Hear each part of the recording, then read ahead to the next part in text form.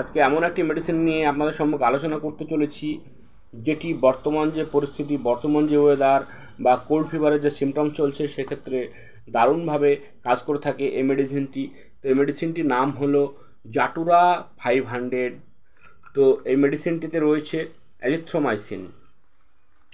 তো এই অ্যাজিথ্রোমাইসিন আপনারা কখন গ্রহণ করবেন, কেন গ্রহণ করবেন, এর ডোজ কী রয়েছে, এর সাইড এফেক্ট কী রয়েছে, এর আন্তঃবিক্রিয়া কী রয়েছে, এটি মানবদেহে কীভাবে কাজ করে, এর সমস্ত তথ্য নিয়ে আজকে আলোচনা করতে চলেছি।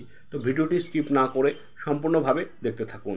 তো এই জাটুরা 500 এটি তৈরি করেছেন অজন্তা কোম্পানি। তো এই জাটুরা 500 অর্থাৎ অ্যাজিথ্রোমাইসিন হলো একটি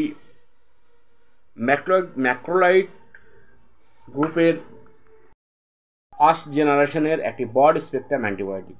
তো এটি বিশেষ করে ব্যাকটেরিয়াদের সেলের উপর আক্রমণ করে ও তাদের দমন করে বিশেষ করে মানবদেহকে সুস্থ করে থাকে। তো এই জাটুরা বিশেষ করে মানবদেহে ব্যাকটেরিয়াল ইনফেকশনের উপর দারুণভাবে কাজ করে থাকে। তো আজকে আমরা জানাবো এটি কোন কোন ব্যাকটেরিয়ার উপরে ভালো কাজ করে থাকে। তো এই অ্যাজিথ্রোমাইসিন, যেটি বিশেষ করে ল্যারিঞ্জাইটিস, ফ্যারিঞ্জাইটিস, টনসিলাইটিস, সাইনোটাইটিস, ব্রঙ্কাইটিস, বক্ষগহ্বরের ক্ষত অর্থাৎ ইএনটি অর্থাৎ নাক, কান ও গলার ইনফেকশনের ক্ষেত্রে এই মেডিসিনভাবে কাজ করে থাকে। এছাড়াও অনেক সময় রেসপিরেটরি ট্র্যাক ইনফেকশন ও ইউরিনারি ট্র্যাক ইনফেকশনের ক্ষেত্রে বা মূত্রথলিতে ইনফেকশনের ক্ষেত্রেও বা ইন্টেস্টাইনের প্রবলেমের ক্ষেত্রে, এছাড়াও স্কিনের সমস্যার ক্ষেত্রেও এই অ্যাজিথ্রোমাইসিন অর্থাৎ ম্যাক্রোলাইড গ্রুপের ব্রড স্পেকট্রাম অ্যান্টিবায়োটিকটি ভালোভাবে কাজ করে থাকে। মেডিসিনটা কেউ ফার্মেসি থেকে নিজে নিজে গ্রহণ করবেন না, অতি অবশ্যই ডাক্তারবাবুর শরণাপন্ন হয়ে ডাক্তারবাবুর সঙ্গে আলোচনা করে তবেই এই মেডিসিনটি গ্রহণ করবেন। তো এই মেডিসিনটি বিশেষ করে মাত্রা বা ডোজ 24 ঘন্টায় একটি করে ট্যাবলেট সেবন করতে দিয়ে থাকেন ডাক্তারবাবুরা, অর্থাৎ সকালে খালি পেটে গ্রহণ করতে ডাক্তারবাবুরা এই মেডিসিনটি দিয়ে থাকেন।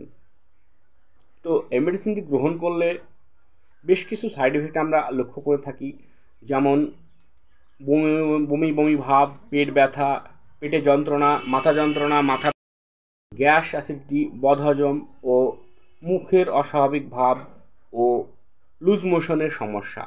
তো এই মেডিসিনটি গ্রহণ করার বিশেষ সাবধানতা রয়েছে। তো এই মেডিসিনটি বিশেষ করে স্তন্যদানকারী মাতা ও গর্ভবতী মহিলারা গ্রহণ করবেন না। ও এই মেডিসিনটি বা এই ম্যাক্রোলাইড গ্রুপের ঔষধের সঙ্গে যদি আপনি পেনিসিলিন গ্রুপের মেডিসিন গ্রহণ করেন, তাহলে ড্রাগ ইন্টারঅ্যাকশন ঘটতে পারে, বা এই মেডিসিনটির সঙ্গে অ্যামক্সিসিলিন বা ওই জাতীয় মেডিসিন গ্রহণ করলে তার কাজের ব্যাহত ঘটতে পারে। তো এছাড়াও যাদের হার্টের রোগ রয়েছে বা কিডনির সমস্যা বা লিভারের গলযোগ রয়েছে, তারা তো এই মেডিসিনটি গ্রহণ করার আগে অতি অবশ্যই ডাক্তারবাবুর শরণাপন্ন হবেন ও ডাক্তারবাবুর সঙ্গে আলোচনা করেই গ্রহণ করবেন। ধন্যবাদ বন্ধুরা, সুস্থ থাকবেন, ভালো থাকবেন। আজকে এই পর্যন্তই।